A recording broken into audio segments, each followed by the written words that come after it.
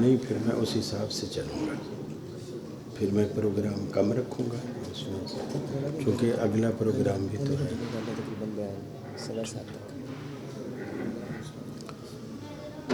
السلام علیکم ورحمۃ اللہ وبرکاتہ۔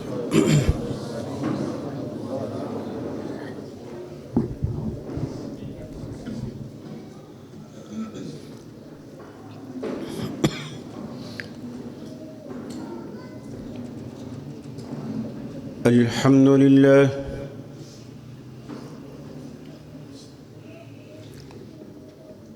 الحمد للہ المنعم المحسن الدیان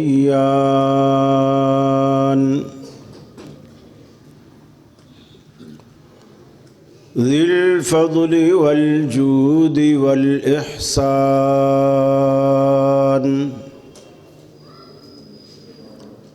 ذی الکرم والمغفرة والامتنان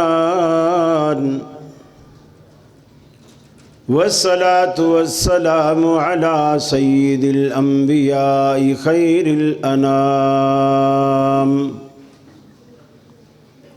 وعلى آلہ واصحابہ وازواجہ العظام واتباعہ واحبابہ ورفقائہ البررۃ الکرام، اما بعد فاعوذ باللہ من الشیطان الرجیم، بسم اللہ الرحمن الرحیم۔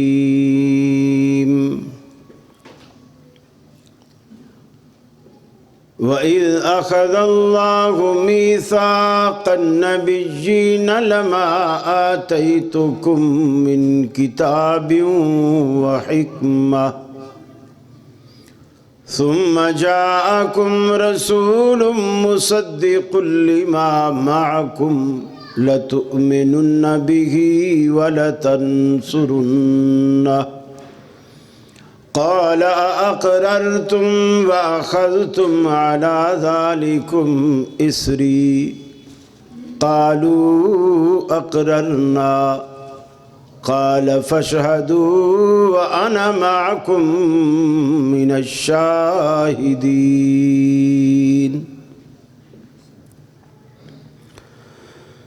عن عائشة رضي الله تعالى عنها قالت قال رسول الله صلى الله عليه وسلم من أحدث في أمرنا هذا ما ليس منه فهو رد، متفق عليه۔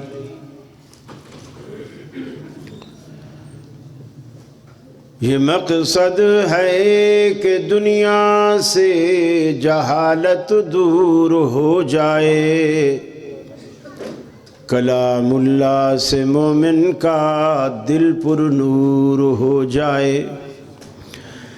یا الہی جب تک کہ میرے جسم میں جان رہے، تجھ پہ صدقے تیرے محبوب پہ قربان رہے، میں رہوں یا نہ رہوں پر دل کی ہے یہ دعا، دین احمد اور عزت قرآن رہے۔ الہی ہم میں پھر وہ صدیق سا ایمان پیدا کر، عمر فاروق سا کوئی جری انسان پیدا کر، رگے تحریک کٹ جائے دم عثمان پیدا کر، علی المرتضیٰ شیر خدا کی آن پیدا کر۔ واجب الاحترام علماء کرام، لاہور کے میرے اہل توحید مسلم بھائیوں، میری مسلم ماؤں بہنوں بیٹیوں، یہ میری تصویر کالی ٹھیک ہے سر،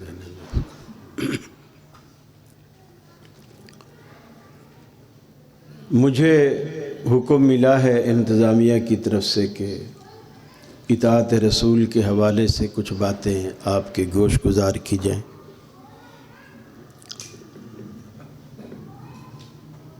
اور یقیناً آپ ایک دین کی محبت میں بیٹھے ہیں، کیونکہ میں نے پہلے پتہ کیا ہے کہ چاول نہیں ہے، تو ظاہر بات ہے آپ بے لوث ہی بیٹھے ہیں۔ اللہ تعالیٰ آپ کا تشریف لانا، آپ کا بیٹھنا دین کی محبت میں اپنی جناب میں قبول و مقبول فرمائے۔ میرا سنانا، آپ کا سننا اللہ اپنی جناب میں قبول فرمائے اور ہم سب کو عمل کی توفیق عطا فرمائے۔ ایک چیز ہے جو ہمیں دیگر مسالک سے ممتاز کرتی ہے۔ دنیا میں ہر مسلک اپنی مسجد بناتا ہے، شیعہ بھی بناتے ہیں، بریلوی بھی بناتے ہیں، دیوبندی بھی بناتے ہیں، اہل حدیث بھی بناتے ہیں، اور سب ایک ہی مقصد رکھتے ہیں۔ ان سے کسی سے بھی پوچھو کہ آپ نے مسجد کیوں بنائی ہے، وہ کہتے ہیں ہم نے اللہ کو راضی کرنے کے لیے، عبادت کے لیے، اللہ کی بندگی کرنے کے لیے۔ سوال یہ ہے کہ جب سب کا مقصد ایک ہے، بریلوی بھی اللہ کی بندگی کے لیے مسجد بنا رہا ہے، شیعہ بھی اللہ کی بندگی کے لیے بنا رہا ہے، دیوبندی بھی اللہ کی بندگی کے لیے بنا رہا ہے، اہل حدیث بھی اللہ کی بندگی کے لیے بنا رہا ہے، تو ہم سب کے طریقے الگ الگ کیوں ہیں؟ یہ ہمیں کبھی تنہائی میں، خلوت میں بیٹھ کر سوچنا تو چاہیے۔ اور اگر طریقے مختلف ہیں بھی تو دوسرا سوال ہمیں اپنے ضمیر سے یہ ضرور کرنا چاہیے کہ اللہ تعالیٰ کو یہ سارے طریقے پسند ہیں یا ان میں سے کوئی خاص طریقہ ہے جو اللہ کو پسند ہے۔ عموماً جوہلا یہ جملہ کہہ دیتے ہیں کہ میاں نماز پڑھنی ہے، اللہ کی پڑھنی ہے، جیسی چاہو پڑھ لو، جہاں چاہو پڑھ لو، جس کے پیچھے چاہو پڑھ لو۔ یہ جملہ بڑا عام ہے اور لوگوں کو یہ جملہ بڑا اپیل کرتا ہے کہ یار دیکھو اس نے تو کوئی لڑائی والی بات ہی نہیں کی، اتنی خوبصورت بات کی ہے، اللہ کی نماز ہے، جہاں چاہو پڑھ لو، جیسے چاہو پڑھ لو۔ ایسا نہیں، جس طرح ہم پر نماز فرض ہے اسی طرح نماز کا طریقہ بھی فرض ہے۔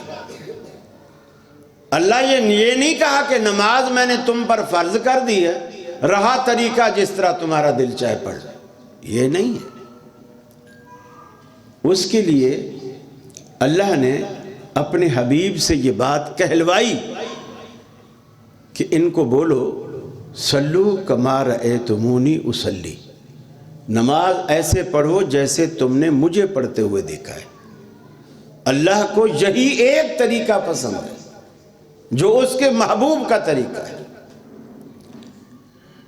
قربانی آدم علیہ السلام کے دو بیٹے تھے، حابیل اور قابیل، دونوں نے قربانی کی اور دونوں نے اللہ کے لیے کی، اور دونوں پیغمبر کے بیٹے ہیں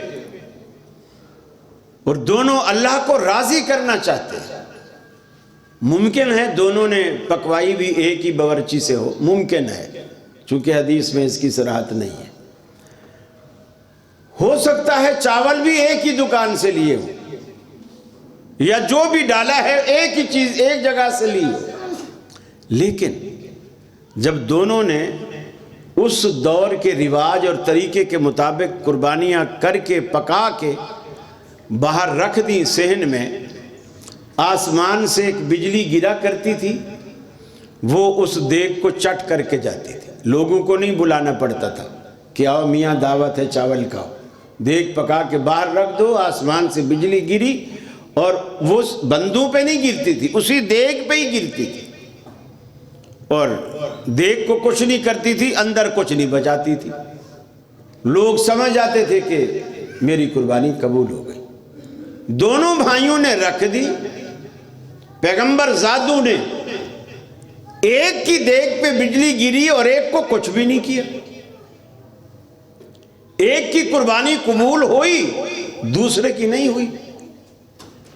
اس سے ظاہر ہوتا ہے مسجد بنانے والوں کی ہر مسجد اللہ اس کو اپنی مسجد نہیں مانتا، نماز پڑھنے والوں کی ہر نماز اللہ اسے اپنی نماز نہیں کہتا، روزہ رکھنے والوں کا ہر روزہ اللہ اسے اپنا روزہ نہیں مانتا، حج کرنے والوں کا ہر حج اللہ اسے اپنا حج نہیں مانتا۔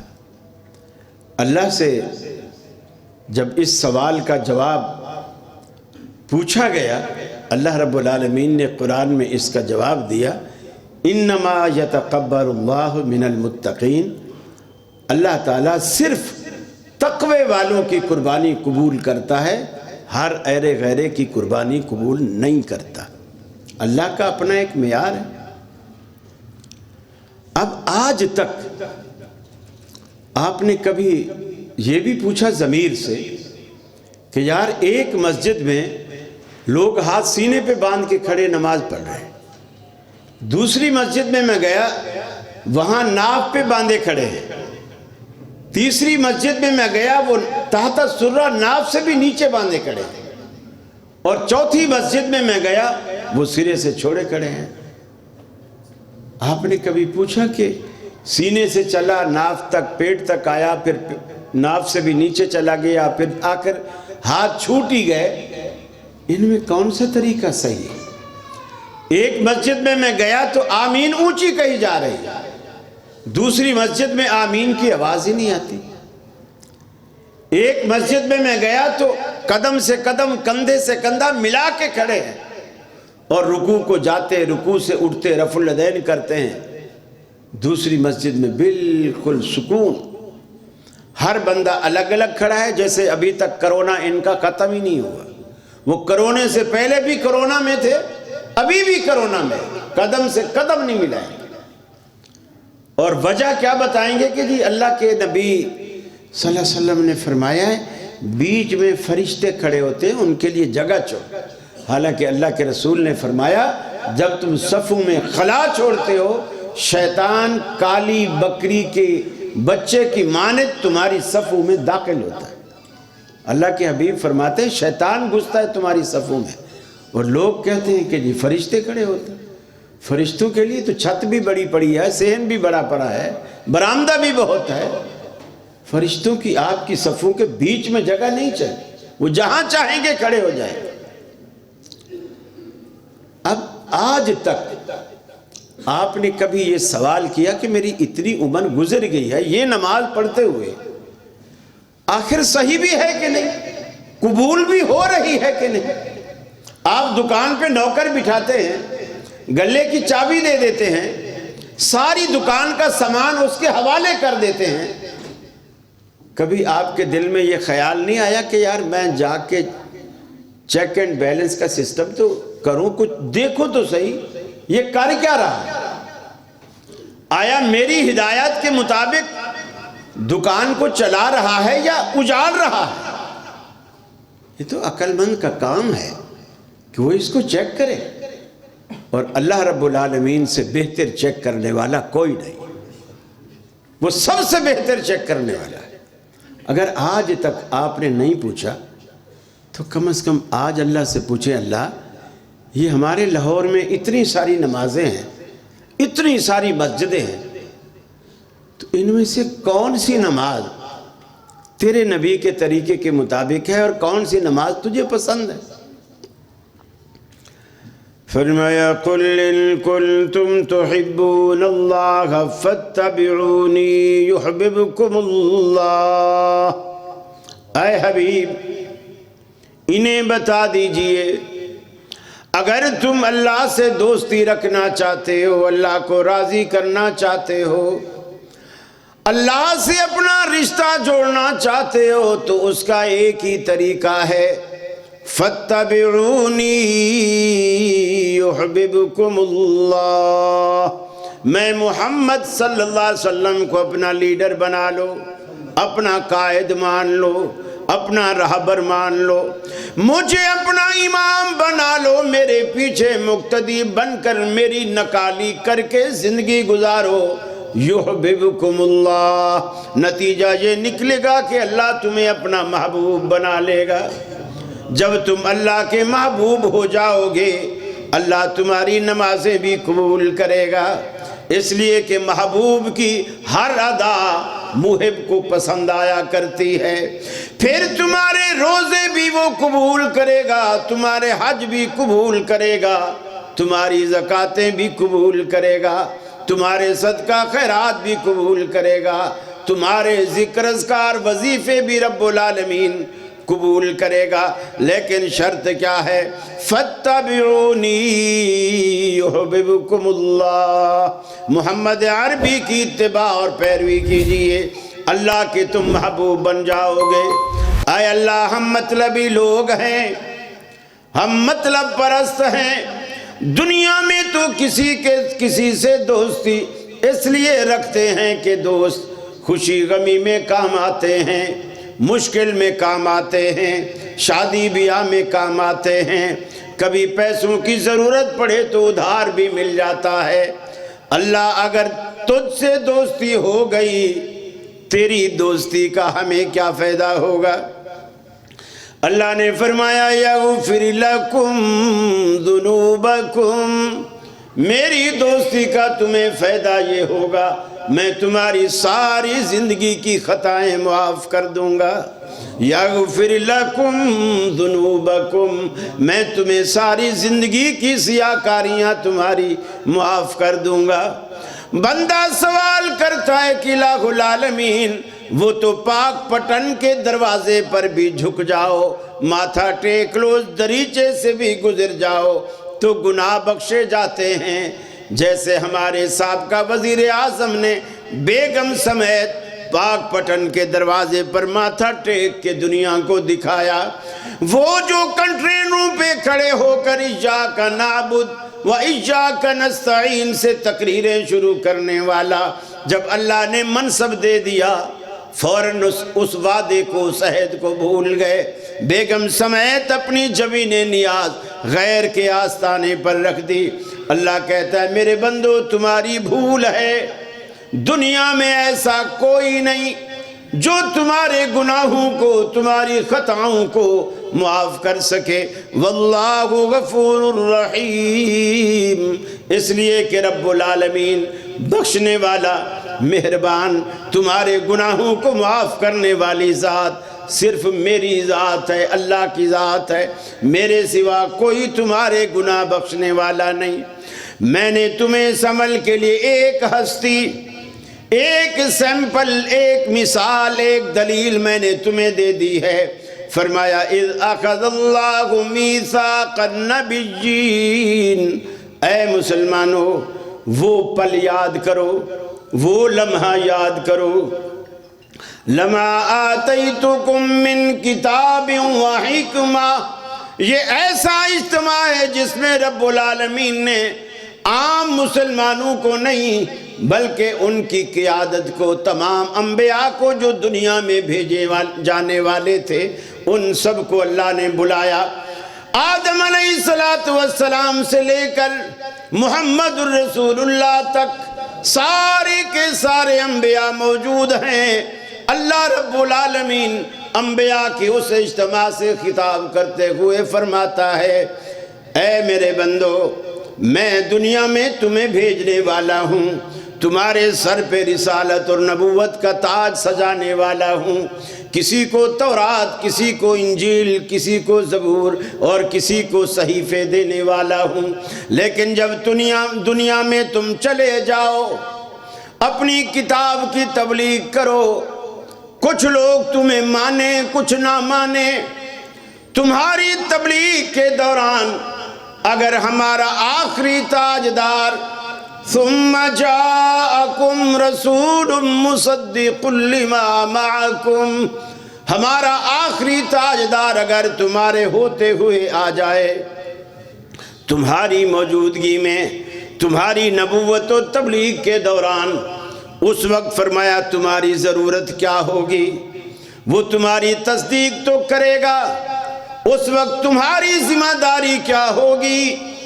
مصدق لما معکم، تمہاری ذمہ داری اس وقت کیا ہوگی؟ لَتُؤْمِنُنَّ بِهِ وَلَتَنْصُرُنَّ، اس وقت تم ضرور بالضرور اس پیغمبر پر ایمان لاؤ گے، اس کی نصرت و تائید کرو گے۔ نبی ہونے کے باوجود، آمنہ کے لال کے آ جانے کے بعد تمہاری نبوتیں منسوخ ہو جائیں گی۔ ارے جس ہستی کے آنے کے بعد اللہ کے سچے پیغمبروں کی نبوتیں منسوخ ہو جائیں، آسمان سے اترنے والی کتابیں منسوخ ہو جائیں، اس پیغمبر کے آنے کے بعد کسی امتی کی امامت کیسے چمکے گی؟ سوچئے گا، تنہائی میں خلوت میں بیٹھ کر سوچئے گا، جب نبی کی نبوت محمد عربی صلی اللہ علیہ وسلم کے آنے کے بعد منسوخ ہو رہی ہے، تو آپ کے آنے کے بعد امام شافعی کی امامت، امام احمد بن حنبل کی امامت، امام ابو حنیفہ رحمہ اللہ کی امامت، امام مالک کی امامت اور امام جعفر صادق کی امامت، یہ امتیوں کی امامتیں آپ کے ہوتے ہوئے کیسے چلیں گی؟ کچھ تو ذرا سوچئے گا کہ کوئی بندہ کراچی سے آیا تھا، ہمارے ضمیر کو جھنجھوڑ کر ایک سوال دے کے گیا تھا۔ خلوت میں رمضان کے آنے سے پہلے کبھی اپنے دل و دماغ سے سوال کر کے دیکھیے۔ اللہ کے حبیب خود فرماتے ہیں، آپ فرماتے ہیں، فرمایا لَوْ كَانَ مُوسَىٰ حَيًّا مَا وَسِعَهُ إِلَّا اتِّبَاعِي، اگر موسیٰ علیہ السلام آج دنیا میں زندہ ہوتے، دنیا میں موجود ہوتے اور وہ جنت میں جانے کی خواہش کرتے، رسول اللہ کے الفاظ سنیے، میرے آنے کے بعد اللہ کے سچے پیغمبر موسیٰ علیہ السلام اگر آج دنیا میں موجود ہوں، لَوْ كَانَ مُوسَىٰ حَيًّا، اگر موسیٰ علیہ السلام زندہ ہوں، اور پھر وہ سارے کے سارے فرمایا لَوْ كَانَ مُوسَىٰ حَيًّا مَا وَسِعَهُ إِلَّا اتِّبَاعِي، اور وہ جنت میں جانا چاہیں تو اللہ کے سچے پیغمبر موسیٰ علیہ السلام کو بھی جنت میں جانے کے لیے میری سنت کے در کے سوا کوئی در نظر نہیں آئے گا۔ پیغمبر بھی مجبور ہوگا کہ میری سنت کے دروازے سے داخل ہو، میرے پیچھے چل کر جنت میں جائے، اس لیے کہ اللہ نے جنت کے 8 دروازوں میں سے کوئی ایک دروازہ بھی ایسا نہیں بنایا جو محمد عربی کی دستک کے بغیر کھل جائے۔ آپ دستک دیں گے تو دروازہ کھلے گا۔ اور آج دنیا کتنے فخر سے کہتی ہے، میاں قرآن میں آتا ہے یوم ندعو کل اناس بامامہم، قیامت والے دن اللہ کہتا ہے کہ ہم ہر بندے کو اس کے امام کے نام سے پکاریں گے۔ تو یہ تو بے پیرے لوگ ہیں، اہل حدیثوں کو کہتے ہیں یہ تو بے پیرے لوگ ہیں، بے امامی ہیں، ان کا تو امام ہی کوئی نہیں ہے، تو ان کو تو پکاریں گے ہی نہیں، یہ ایسے بیٹھے رہ جائیں گے۔ ہم سیدھا امام کے پیچھے جھنڈے تلے آئیں گے اور سیدھا جنت میں چلے جائیں گے۔ مجھے بتائیے، جس ہستی کے آنے کے بعد اللہ کے سچے پیغمبر بھی مجبور ہیں اس بات پر کہ وہ محمد عربی کے پرچم تلے آئیں اور پھر آپ کے ساتھ جنت میں جائیں، آپ کے پیچھے جنت میں جائیں، باقی یہ اہمیت اور یہ مقام اور یہ رتبہ کس کا ہے کہ آپ کے جھنڈے کو چھوڑ کر کوئی اپنا جھنڈا گاڑ دے اور لوگوں سے کہے کہ میرے پاس آ۔ اور یہ جو قرآن کہتا ہے یوم ندعو کل اناس بامامہم، یہ امام کیا ہے؟ یہ 4 یا 5 امام نہیں ہیں، یا شیعوں کے 12 امام نہیں ہیں، یہ امام کیا ہیں؟ قرآن مجید نے دوسری جگہ وضاحت کی وَكُلَّ شَيْءٍ أَحْصَيْنَاهُ فِي إِمَامٍ مُبِينٍ، ہم نے ہر چیز کو امام مبین میں لکھ رکھا۔ یہ امام مبین آپ کا نامہ اعمال ہے، ہر بندے کو اللہ قیامت والے دن آپ کے نامہ اعمال کے نام سے بلائے، ہر بندے کی ایک فائل ہوگی جو فرشتے روزانہ کی ڈیریاں ہماری پہنچا رہے ہیں اللہ کے پاس، وہ ہمارا ایک رجسٹر ہوگا، فرشتے اس رجسٹر کو اٹھائیں گے، اس پہ ہمارا نام ہوگا یا اس پہ نمبر ہوگا۔ اس فائل کا جو نمبر ہے 12 نمبر والا آ جائے، اب اس کا حساب شروع ہے، اس نمبر والا آ جائے۔ اور اگر امام سے مراد یہی شخصی امام ہے تو مجھے بتاؤ، کوئی امام ابو حنیفہ کے پیچھے قطار بنا کے کھڑا ہو، کوئی حضرت امام شافعی کے پیچھے قطار بنا کے کھڑا ہو، کوئی امام احمد بن حنبل کے پیچھے قطار بنائے، کوئی امام مالک کے پیچھے قطار بنائے، کوئی امام جعفر صادق کے پیچھے قطار بنائے، اور کوئی محمد رسول اللہ کے پیچھے قطار بنائے، مجھے بتائیے فائدے میں کون ہے؟ اہل حدیثو تمہیں مبارک ہو، اللہ نے آپ کو دنیا میں ایک تو انسان بھی بنایا، مسلمان بنایا، اپنے رسول کی آخری امت میں بنایا، اور پھر نبی کریم کی پیروی کا شرف بھی آپ کو عطا کیا۔ یہ سب سے بڑی نعمت ہے جو اللہ تعالیٰ نے دنیا میں آپ کو عطا کی ہے۔ اللہ کے رسول کے سامنے حضرت عمر فاروق آئے، تورات کا ایک صفحہ ایسا ہاتھ میں تھا، آپ کے سامنے آ کے پڑھنے لگے، صفحہ پڑھ رہے ہیں، آپ نے فرمایا، غصے میں ایک رنگ چہرے پہ آتا ہے، ایک جاتا ہے۔ صدیق اکبر نے دیکھا، صدیق اکبر نے حضرت عمر سے کہا، عمر تیری ماں تجھے گم پائے تو رسول اللہ کے چہرے کو نہیں دیکھتا؟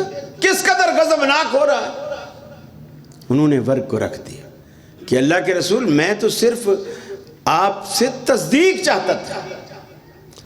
آپ نے فرمایا میرے آنے کے بعد، قرآن کے نازل ہونے کے بعد پھر بھی تمہیں ابھی شک ہے، تم تورات کے صفحے لے کر تصدیقیں چاہتے ہو، پھر بھی تمہیں شک ہے میرے آنے کے بعد؟ فرمایا لو بدا لکم موسیٰ فاتبعتموہ، اگر موسیٰ علیہ السلام تم میں دوبارہ آ جائیں، فاتبعتموہ، اور تم ان کی پیروی شروع کر دو، وترکتمونی، اور مجھے تم چھوڑ دو، لَضَلَلْتُمْ عَنْ سَوَاءِ السَّبِيلِ، فرمایا اللہ کے سچے پیغمبر موسیٰ کی پیروی تمہیں راہ راست سے ہٹا دے گی، گمراہ کر دے گی۔ میرے آنے کے بعد مجھے چھوڑ کر سچے پیغمبر کے پیچھے بھی چلو گے تو گمراہ ہو جاؤ گے۔ میرے آنے کے بعد ہدایت میری ذات پر موقوف ہے۔ اللہ کے حبیب کو قرآن میں یہ بات دی گئی، لَقَدْ كَانَ لَكُمْ فِي رَسُولِ اللَّهِ أُسْوَةٌ حَسَنَةٌ، اے دنیا والو ہمارے پیغمبر کی 23 سالہ دور نبوت کی زندگی تمہارے لیے بہترین نمونہ ہے۔ اللہ کے حبیب سے کہلوایا گیا، ما آتاکم الرسول فخذوہ، میرا رسول جو کچھ تمہیں دے اسے پکڑ لو، جس سے روکے اسے باز آ جاؤ۔ یہی ایک معیار اللہ تعالیٰ نے معیار مقرر کیا، اور یہ صحابہ کرام کا بھی مزاج تھا، تابعین کا بھی مزاج تھا کہ کوئی بات کسی سے سنتے پوچھتے دلیل کیا ہے۔ دلیل ایسا نہیں بھی کسی نے بھی جو بات بتائی، آج کل یہ رات شب برات جو آ رہی ہے، مغز کھا گئے ہیں لوگ کہ جی رات کو جاگنے کا کیا ثواب ہے اور صبح روزہ رکھنے کا کیا ثواب ہے۔ یقین مانیے پورے حدیث کے ذخیرے میں صحیح سند کے ساتھ اس رات کی نہ کوئی فضیلت ہے، نہ اس دن کی کوئی فضیلت ہے، کچھ بھی فضیلت نہیں۔ لوگوں نے کہانیاں بنائی ہوئی، خود امام ترمذی نے حضرت عائشہ کے حوالے سے روایت نقل کی، تو وہ روایت نقل کرنے کے بعد کہتے ہیں کہ یہ روایت صحیح نہیں۔ لوگ اس روایت کو بیان کرتے ہیں، امام ترمذی کا فیصلہ نہیں سناتے، وہ نہیں بیان کرتے۔ وہ کیا ہے؟ حضرت عائشہ کہتے ہیں میری باری تھی، اللہ کے رسول میری باری والے دن میرے ہاں میرے گھر میں میرے حجرے میں تشریف فرما تھے۔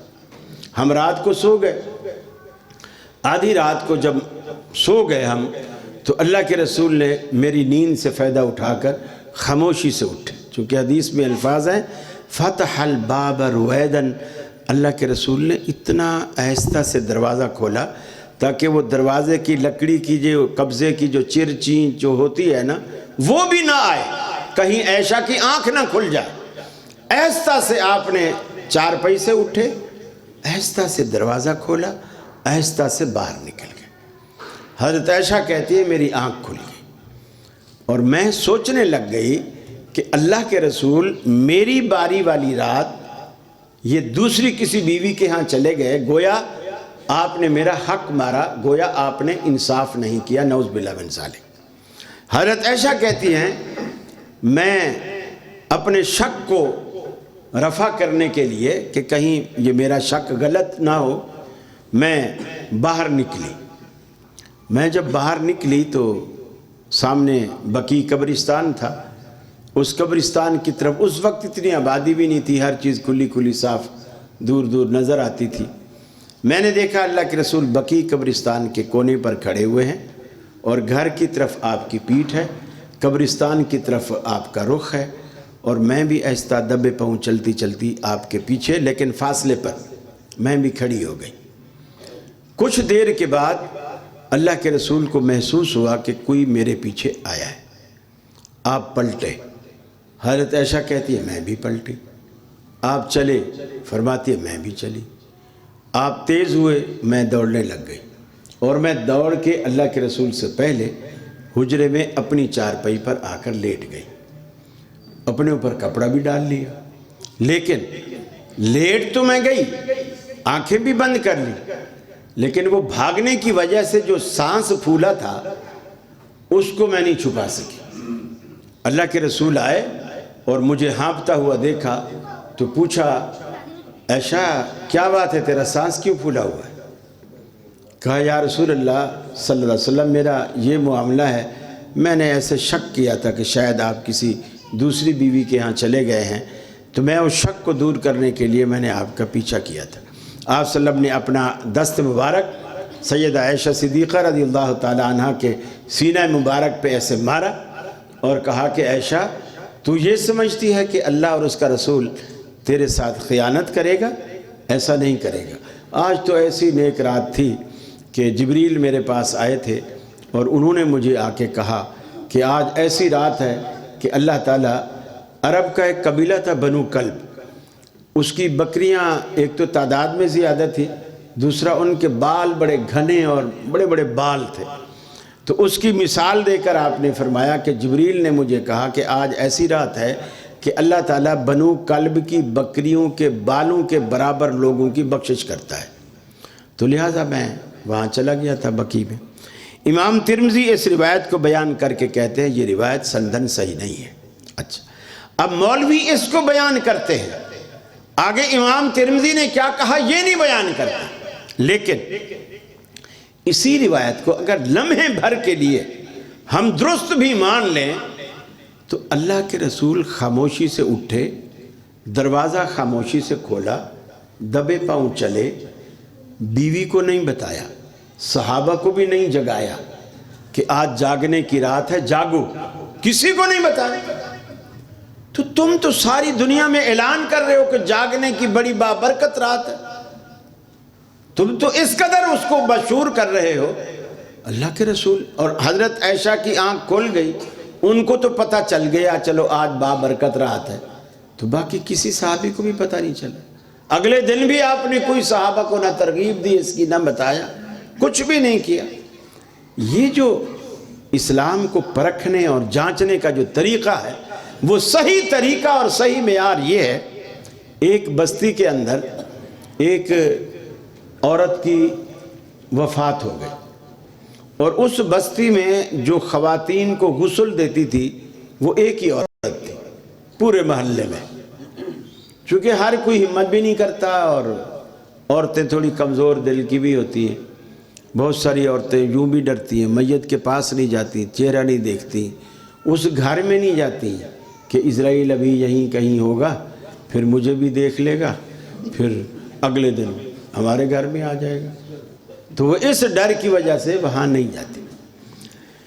تو ایک عورت تھی پورے محلے میں جو اور عورتیں جو فوت ہوتی تھی وہ ان کو غسل دیتی تھی۔ تو جب اس عورت کے پاس گئے کہ فلاں گھر میں فوتگی ہو گئی ہے، تم آ کر کے اس کو غسل دے دو، تو اس نے کہا میرے ساتھ ایک مسئلہ ہے۔ مسئلہ کیا ہے کہ میں ان دنوں حالت حیض میں ہوں، حالت حیض میں ہوں، اگر تمہیں حیض میں غسل دے سکتی ہوں تو ٹھیک ہے، میں تیار ہوں، اور اگر نہیں دے سکتی تو پھر آپ کسی اور کا انتظام کریں۔ اور کوئی عورت ہمت نہیں کر رہی تھی یا کسی کو طریقہ نہیں آتا تھا، ایک دوسرے سے پوچھتے پوچھتے اس مولوی سے اس مولوی سے، جس سے بھی پوچھیں، کوئی کہے ہاں دے سکتی ہے، کوئی حرج نہیں، پوچھتے دلیل، کہتے دلیل نہیں بس دے سکتی ہے، کوئی کہتا نہیں دے سکتی، بھی دلیل کیا ہے؟ بھی دلیل کیا ہے؟ وہ ناپاکی کی حالت میں ہے، وہ کیسے اسے دھوئے گی، ہاتھ لگائے گی کیسے؟ وہ تو خود ناپاک ہے۔ اسی شش و پنج میں صبح کی فوت ہوئی وہ خاتون، ظہر کا وقت آ گیا، ابھی تک دفنانا تو دور کی بات، اسے غسل بھی نہیں دیا جا سکا۔ مسجد میں آئے امام ابو ثور رحمۃ اللہ علیہ، وہ اس مسجد میں امام بھی تھے، خطیب بھی تھے، وہ اس مسجد میں آئے، لوگ بھی مسجد میں جمع ہو گئے۔ ابھی نماز کھڑی ہونے سے پہلے لوگوں نے کہا جی ہم پریشان ہیں، مختلف لوگوں سے سوال کر کے تھک گئے ہیں، ایک ہی عورت ہے پورے محلے میں غسل دینے والی جو عورتوں کو نہلاتی ہے، وہ حالت حیض میں ہے، وہ کہتی ہے مجھے اگر کوئی مسئلہ پوچھ کے بتاؤ تو میں غسل دے دیتی ہوں۔ امام ابو ثور رحمۃ اللہ علیہ نے کہا کہ اسے بولو کہ وہ غسل دے۔ لوگوں نے کہا دلیل؟ انہوں نے کہا دلیل بخاری شریف میں موجود وہ روایت ہے جس میں سیدہ عائشہ صدیقہ رضی اللہ تعالیٰ عنہ فرماتی ہیں اللہ کے رسول جب وضو کر کے آئے اور وضو کر کے آپ کھڑے ہوئے اور میں تھوڑا فاصلے پر تھی اور آپ کی جائے نماز میرے قریب رکھی ہوئی تھی جہاں میں کھڑی تھی، اور میں اس وقت حالت حیض میں تھی، رسول اللہ صلی اللہ علیہ وسلم نے مجھے کہا کہ اے عائشہ رضی اللہ تعالی عنہ یہ جائے نماز مجھے پکڑا دو۔ تو حضرت عائشہ فرماتی ہے میں نے کہا یا رسول اللہ میں تو حالت حیض میں ہوں، گویا کہ یہ تو نماز کا کپڑا ہے، پاک ہے، میں ناپاکی کی حالت میں ہوں، میں اسے کیسے ہاتھ لگاؤں؟ تو اللہ کے رسول نے فرمایا اے عائشہ ان حیضتک لیست فی یدک، حیض کوئی تیرے ہاتھوں میں نہیں لگا ہوا، اٹھا کے دے مجھے۔ اللہ کے رسول کے کہنے پر سیدہ عائشہ نے وہ کپڑا اٹھا کے دیا۔ تو امام ابو ثور رحمۃ اللہ علیہ نے حدیث کو دلیل بنا کر یہ دنیا کو مسئلہ بتایا کہ جب اللہ کے رسول نے سیدہ عائشہ سے کہا کہ تیرے ہاتھ ناپاک نہیں ہے، تو جائے نماز اٹھا کے دے، کیا اسی حالت میں ایمانداری سے بتائیے ہم اپنی عورتوں سے روٹی نہیں پکواتے حالت حیض میں، آٹا نہیں گندواتے؟ پھر تو وہ آٹا بھی ہاتھ لگائے گی تو آٹا ناپاک، روٹی پکائے گی تو روٹی ناپاک، سب کچھ ہی ناپاک۔ یہ لوگوں نے ایسے اپنی طرف سے مسئلے بنا رکھے ہوتے ہیں۔ اسلام بڑا آسان ہے، اگر قرآن کو، دین کو، اسلام کو رسول اللہ کی زبان مبارک سے سمجھا جائے تو دین بڑا ہی آسان ہے، بہت ہی آسان ہے۔ یقین مانیے یہ صرف اللہ تعالیٰ نے یہ ملکہ اور یہ صفت، یہ خوبی اہل حدیث کو عطا کی ہے کہ کوئی بات کوئی بھی بندہ کہہ دے وہ آگے دلیل پوچھتے ہیں۔ جیسے امام ابو ثور نے کہا جائز ہے تو فوراً لوگوں نے کہا دی دلیل کیا ہے؟ اس سے ظاہر ہوتا ہے اس وقت بھی اہل حدیث موجود تھے، چونکہ دلیل پوچھنے کا مزاج صرف اہل حدیث کا ہے دنیا میں، باقی تو سارے لکیر کے فقیر، جو امام کی بات وہ سب کی بات، اس نے جس کو حلال کہہ دیا حلال، جس کو حرام کہہ دیا حرام، کوئی دلیل پوچھتا ہی نہیں۔ اور کوئی عالم سے، غیر اہل حدیث عالم سے کوئی سوال کر لے تو وہ گستاخ سمجھا جاتا ہے، اسے علماء کی گستاخی تصور ہوتا ہے۔ تیری یہ مجال، اتنے بڑے عالم نے ایک بات کہہ دی تو اس سے دلیل مانگتا ہے؟ ارے بھائی دلیل علماء سے نہیں پوچھیں گے تو کیا جہلاء سے پوچھیں گے؟ قرآن کہتا ہے فَاسْأَلُوا أَهْلَ الذِّكْرِ إِن كُنتُمْ لَا تَعْلَمُونَ، اگر تمہیں کسی بات کا علم نہیں ہے اہل ذکر سے، علماء سے پوچھو، سوال کرو۔ اللہ کے رسول سے صحابہ آ کے پوچھتے، عورتیں آ کے پوچھتی، خواتین کے مخفی مسائل اللہ کے رسول سے آ کر کے پوچھتی، اللہ کے رسول بلا حجاب ان کو اس کا حل بتاتے، مشورہ دیتے۔ یہ مومن کی شان ہے کہ اس کو اگر کوئی بات معلوم نہیں وہ قرآن و سنت سے اس کی رہنمائی حاصل کرے۔ اللہ سے دعا ہے اللہ تعالیٰ مجھے بھی اور آپ کو بھی عمل کی توفیق عطا فرمائے۔